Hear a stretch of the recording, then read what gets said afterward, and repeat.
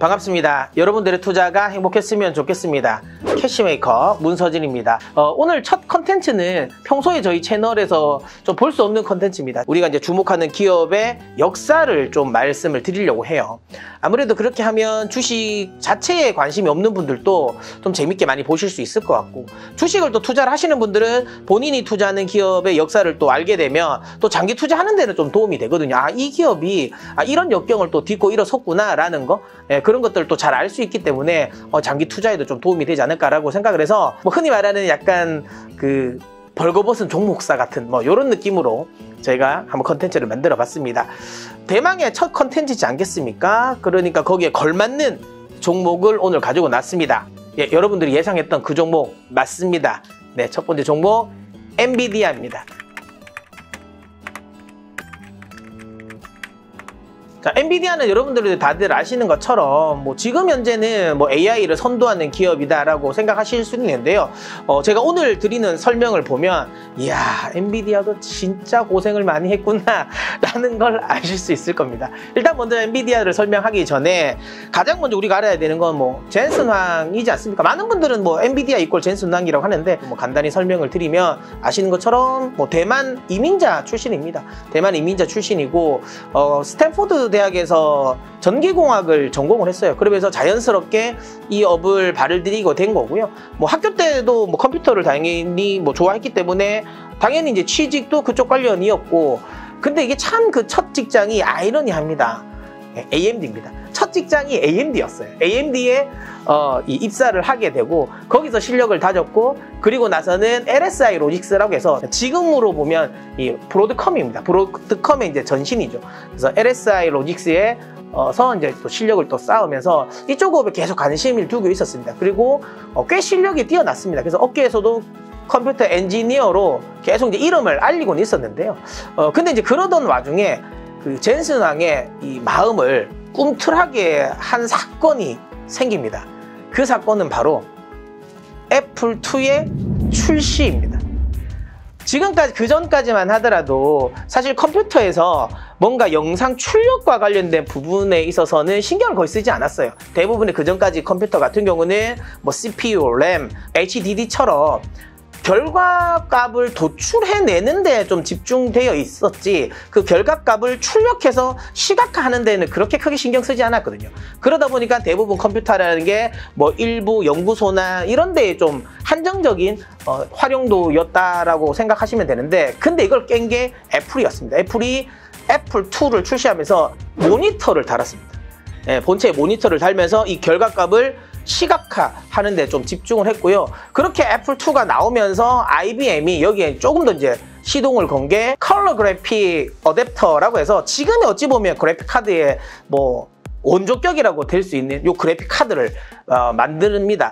처음에 만들었을 때는 한 16가지 색만 조합이 되었던 그래픽 카드인데요. 이게 또 발전을 하면서 우리가 흔히 지금 알고 있는 VGA 카드 라고 해서 요게 이제 만들어지면서 지금 현재의 어찌 보면 그래픽 카드의 표준이 만들어졌죠. 컴퓨터는 결과를 만들어 도출해내는데 집중이 되어 있었던 환경이 그 도출한 결과물을 이제 출력까지 하는 데까지도 이제 신경을 써야 된다라는 환경으로 바뀐 거죠. 그러면서 젠슨 황은 이런 생각을 했습니다. 이런 흐름이 앞으로 계속 이어지면 결국에는 그래픽을 자체적으로 처리해야 되는 그래픽 카드의 시장은 커질 것이다 라고 생각을 한 거죠. 그러면서 젠슨 황은 창업을 생각하게 됩니다. 그래픽 카드 시장의 성장성을 눈치챈 젠슨 황은 그때 당시 이제 직장 동료 있죠, 크리스 말라초스키, 커티스 프리엠과 함께 당시 $40,000,000의 자금으로 엔비디아 창업을 시작하려고 합니다. 그러니까 여러분들도 아시겠지만 아무리 1990년대 초라도 하더라도 $40,000,000로 창업은 사실 턱없이 부족하지 않았습니까? 그러다 보니까 투자자를 찾았고요. 그때 젠슨 황은 일생일대의 역사적 인물과 만나게 됩니다. 그는 바로 세콰이어 캐피탈의 돈 발렌타인입니다. 이러면 제가 다 좋아하는 게 다 들어가 있습니다. 돈도 들어가 있고요, 발렌타인도 들어가 있습니다. 세콰이어 캐피탈이라고 하면 주식을 좀 하신 분들은 아실 거예요. 지금의 실리콘밸리를 만든 펀드라고 보시면 되고요. 이 말이 과언이 아닌 게 세콰이어 캐피탈 투자하는 회사를 보면 일단 여러분들이 아시는 대부분의 실리콘밸리 회사들은 다 투자했습니다. 애플을 투자했고요. 구글을 만들었고요. 그 다음에 지금 나오는 엔비디아를 최초에 투자를 했었고요. 페이팔, 페이스북, 로빈, 줌 뭐 할 것 없이 우리가 알고 있는 이 실리콘밸리의 대부분의 회사에 투자를 했다. 물론 뭐 그쪽에 관련된 퍼포먼스는 최근에는 이제 마이클 모리츠가 아무래도 더 이제 힘을 쓰고 더 적극적이긴 했어요. 하지만 어쨌든 세콰이어 캐피탈을 만든 이 장본인이 돈 발렌타인이라는 인물입니다. 뭐 굉장한 인물이고 이분이 또 굉장한 명언을 남겼어요. 큰 나무가 크기 위해서는 큰 땅이 필요하다. 우리는 그 큰 땅을 제공할 뿐이다 라고 하는 거죠. 큰 나무가 될 거를 보고 자기들이 거기에 계속 이제 키워준다라는 마인드로 투자를 한 거고 뭐 사실 뭐 보는 눈이 좋습니다. 어쨌든 뭐 이렇게 해서 이 돈 발렌타인을 만나게 되었는데요. 또 웃긴 게 뭔지 아세요? 이 상황에서 이분을 누가 소개시켜 줬냐 하면 젠슨왕이 이제 사표를 냈을 거 아니겠어요? 내가 창업을 해야 된다고. 그때가 이제 다녔던 회사가 LSI 로직스거든요. 지금은 이제 브로드컴이라 아까 말씀드렸죠. 여기 현직 대표가 소개시켜 준 거예요. 그러니까 가장 유능한 엔지니어가 나간다고 했는데 자기 친구인 돈 발렌타인을 소개시켜 준 겁니다. 이것도 참 아이러니하죠. 그만큼 젠슨왕의 재능을 알아본 거죠. 그러면서 소개를 시켜줬고 200만 달러를 화끈하게 지원을 했습니다. 아무런 레퍼런스가 없는 회사에 당시에 뭐 200만 달러면 엄청난 큰 돈이지 않습니까? 지원을 했고 이때 이제 딱 한마디를 하긴 했어요. 이 돈을 날리면 나는 너를 죽일 것이다. 이 한마디를 남기고 그리고 나서는 뭐 경영에 전혀 관여하지 않고 쿨하게 어제 투자를 했고요. 이 투자금을 가지고 엔비디아를 창업하게 됐습니다. 이때 이제 커티스 크리스 그다음에 젠슨 왕은 고민을 했죠. 이름을 어떻게 지을 것이냐라고 하다가 그 고민 끝에 인비디아라는 라틴어에서 파생된 거예요. 그러니까 브로움이라는 이 파생을 해서 거기에 I를 하나 빼고 엔비디아라고 지었다. 이렇게 생각하시면 됩니다. 아무튼 이렇게 해서 창업을 했고요. 대부분 아시겠지만 첫 창업을 하면 굉장히 뭐 다 잘 될 거라고 생각합니다. 그래서 이들도 처음에는 야 그래픽 시장이 굉장히 성장하지 않겠어? 엄청난 기대를 가지고 했었죠. 그렇게 투자를 했는데 막상 하니까 처음에는 파리를 날리기 시작했죠. 왜 그렇게 됐냐면 지금은 나름 이게 동네 바보형으로 좀 전락했죠. 근데 그때 당시만 하더라도 엄청났죠. X86 아키텍처를 기반으로 이제 인텔이죠. 인텔이 거의 CPU 시장을 독점하지 않았습니까? 근데 이제 그 전까지만 하더라도 앞서 말씀드린 것처럼 뭐 외장형 내장 사운드 카드, 그러니까 외장형 그래픽 카드가 필요했었는데요. 인텔이 CPU에 사운드 카드랑 그래픽 카드를 그냥 때려 박아 넣어버린 거예요. 그러니까 사무용 컴퓨터 이런 거 쓰다 보면 외장 그래픽 카드 뭐 이런 거 없이 내장 그래픽 카드라고 하잖아요. 그게 그거거든요. 그러니까 CPU가 그냥 다 처리를 하는 거예요. 그러니까 굳이 그래픽 카드가 필요가 없는 거죠. 그러다 보니까 설계는 해놨는데 이게 팔리지가 않았던 거죠. 그래서 고민을 하고 있는데 희대의 기회가 내려옵니다. 다름이 아니라 게임 산업에서 이 기회가 얻어졌고요. 그 게임은 바로 둠이라는 게임입니다. 둠 게임을 좀 아시는 분은 아실 거예요. 이 둠이라는 거 저도 예전에 제 초등학교 때일 겁니다. 중학교 때인가요? 아무튼 그때 처음에 났을 때 굉장히 센세이션했습니다. 그 전에도 3D 게임은 있었습니다. 3D 게임은 있었는데 이렇게 3D가 잘 구현되진 않았습니다. 그리고 게임성도 퀄리티도 굉장히 높았거든요. 그래서 이게 글로벌적으로 선풍적인 인기를 끌었습니다. 그런데 둠을 하려면 아까도 말씀드린 것처럼 내장형 그래픽 카드로는 이게 구동이 안 되는 거죠.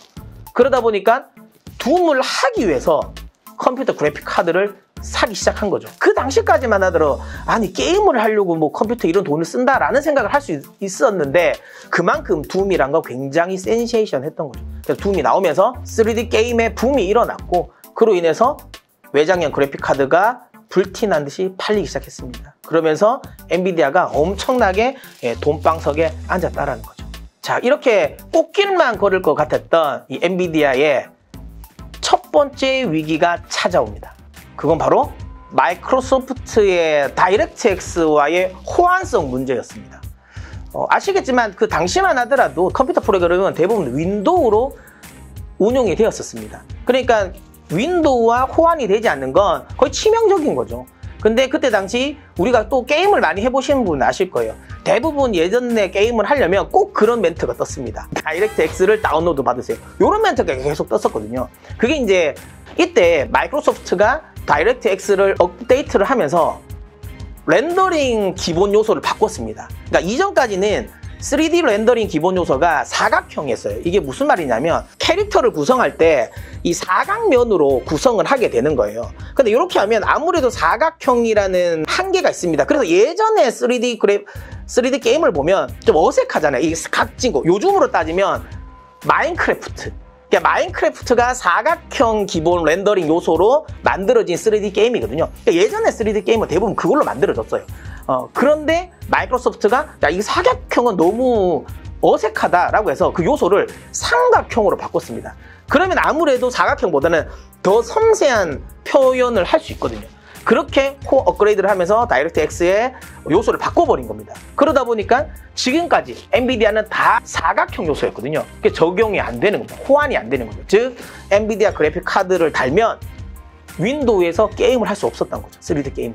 그러다 보니까 게임이 당연히 안 팔렸고, 그 이후에는 대부분의 윈도우용 3D PC 게임들은 대부분 다 렌더링 기본 요소를 삼각형을 베이스로 한 게임들이 계속 출시가 됐죠. 그런 와중에 이제 강력한 경쟁자가 나타났습니다.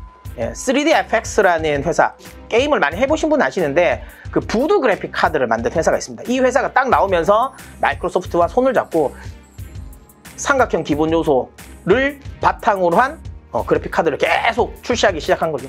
그러면서 이제 엔비디아의 그래픽 카드 판매량은 계속 급감하게 되었습니다. 여기서 근데 이런 생각을 할 수 있지 않습니까? 그러면 뭐 엔비디아는 그럼 삼각형으로 바꾸면 되지, 왜 사각형을 계속 고수하냐 라고 생각하실 수도 있는데요.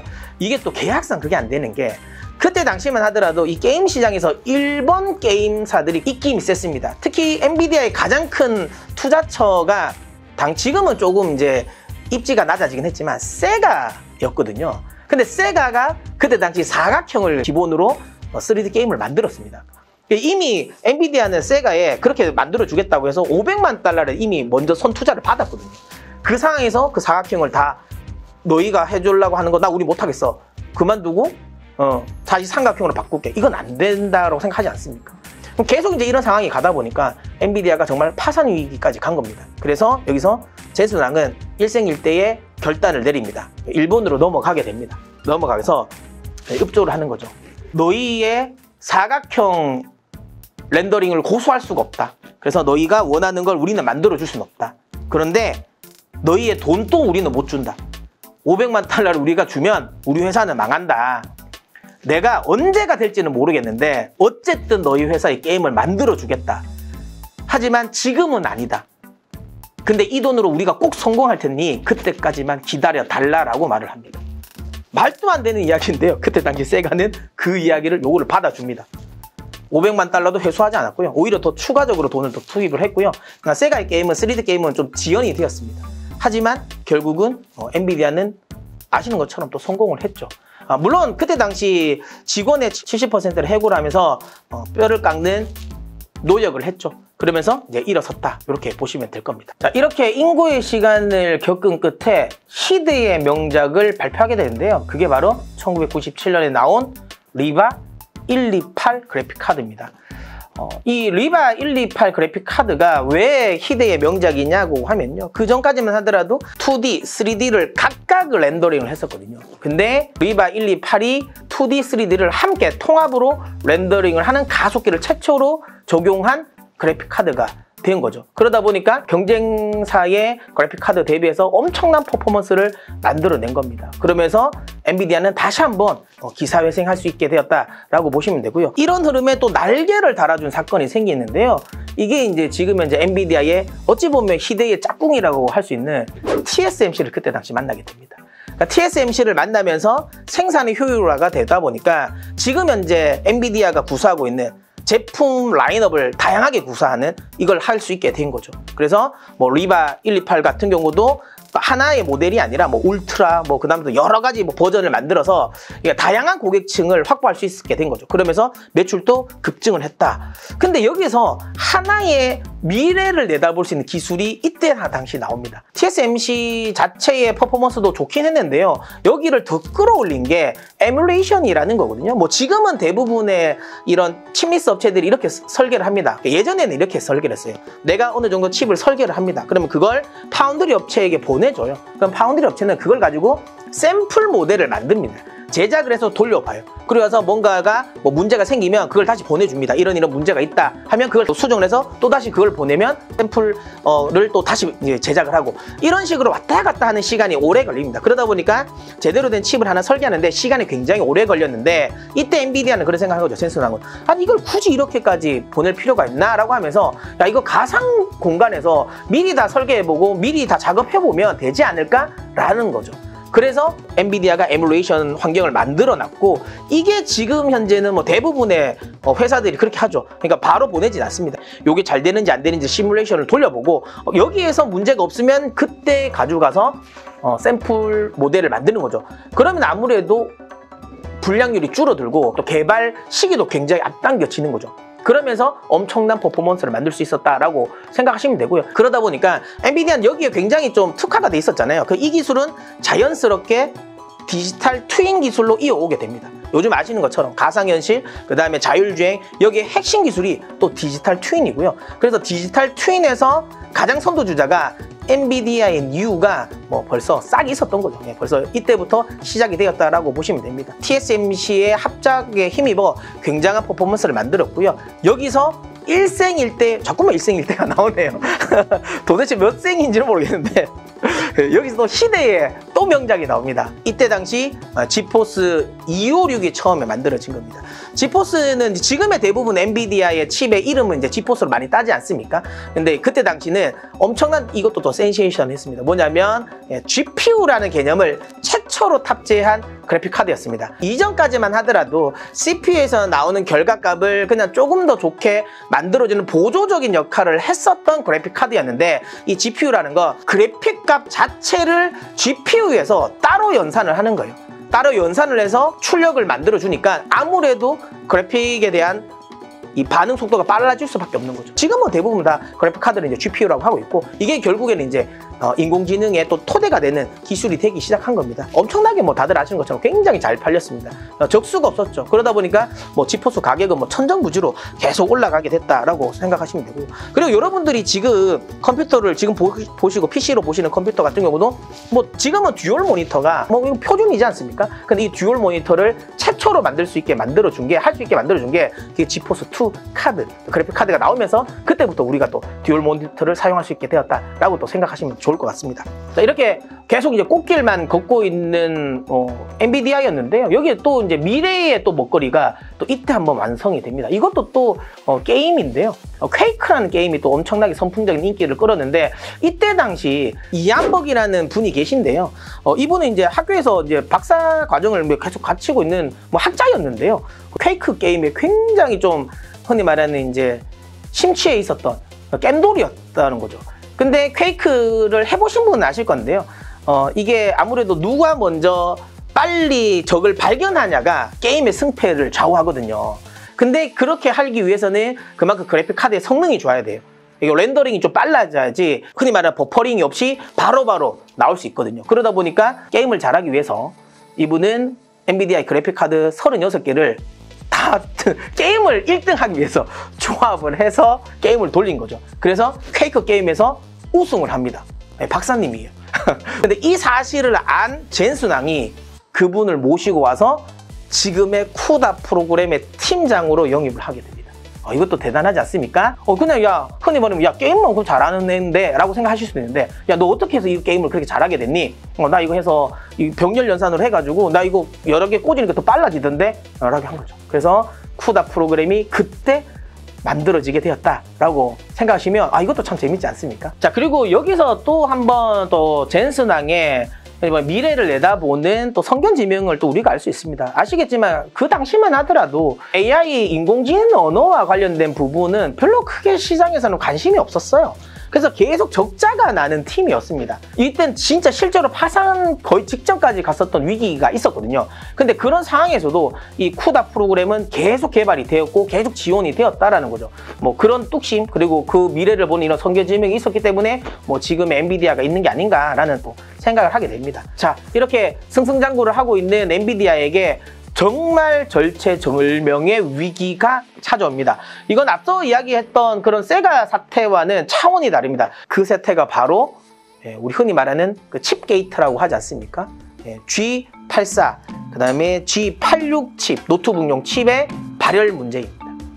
그냥 칩 발열 나는 거 그게 뭐가 중요해? 그냥 그거 다시 불량으로 바꿔주면 되지라고 생각하실 수도 있었는데요. 근데 이때는 그 상태가 너무 심각했습니다. 어느 정도로 심각했냐면요. 그 칩을 발열을 시키기 위해서 팬을 돌리다가 노트북 자체가 망가져 버리고 고장이 나는 거죠. 프로그램이 다 뻑이 가버리고. 그런데 그때 당시 이 G86, G84 칩을 장착한 노트북의 주 고객사가 HP, 델, 그리고 애플이었던 거죠. 처음에는 엔비디아가 야 이거 우리 칩의 문제는 아니야 라고 하다가 최종적으로는 너희 칩의 문제다 라는 걸 인정하게 됩니다. 그래서 그때 당시로는 엄청난 막대한 보상비, 2억 달러가 넘는 보상비를 지급하게 됩니다. 실질적으로 이렇게 되면서 재무적으로도 굉장히 어려운 상황이었는데요. 앞서 말씀드린 것처럼 결국에는 그때 당시 메인 플레이어들이었잖아요. HP라든지 델이라든지 애플에게서 눈밖에 나버린 겁니다. 근데 여기서 엎친 데 덮친 격으로 AMD가 라데온이라는 그래픽 카드를 만들게 됩니다. 안 그래도 성능에 대한 우려감이 있었는데 여기에 경쟁사가 성능이 월등하게 좋은데 가격도 싼 그래픽 카드를 만들게 되는 거죠. 그러다 보니까 엔비디아 그래픽 카드의 매출은 급감하게 되고요.